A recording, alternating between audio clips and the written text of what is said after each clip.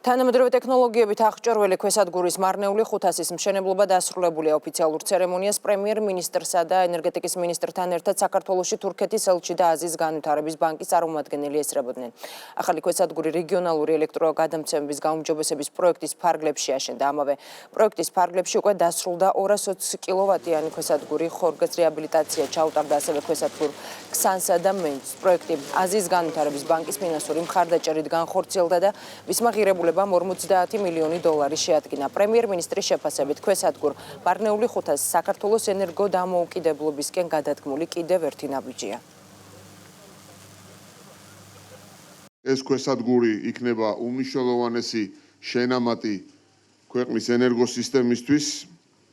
50 მილიონიანი რეგიონალური ელექტროგადაცემის გაუმჯობესების პროექტის ნაწილი გახლავთ ეს პროექტი და გახლავთ საქართველოს მთავრობის 10 წლიანი ელექტროგადაცემის განვითარების სისტემის სტრატეგიული გეგმის ნაწილი, ძალიან მნიშვნელოვანი ნაწილია. მე მჯერა ის, რომ ჩვენ ძალიან სწრაფად, ძალიან მალე შევძლებთ ელექტროენერგიის თვალსაზრისით ვიყოთ დამოუკიდებლები, არ ვიყოთ დამოკიდებული ჩვენს მეზობელ ქვეყნებზე.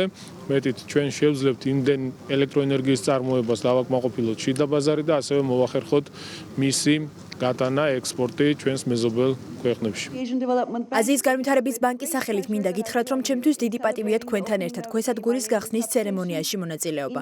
ეს საქართველოს ელექტროგადამცემი ქსელისთვის, ასევე აზიის განვითარების ბანკისა და საქართველოს მოსახლეობის მთავრობის თანამშრომლობისთვის მნიშვნელოვანი შენამატია, რათა მოსახლეობა მიიღოს უკეთესი მომსახურება. მარნეულის ქვესადგური განავითარებს კავკასიის რეგიონში საქართველოს ენერგორესურსებით ვაჭრობას.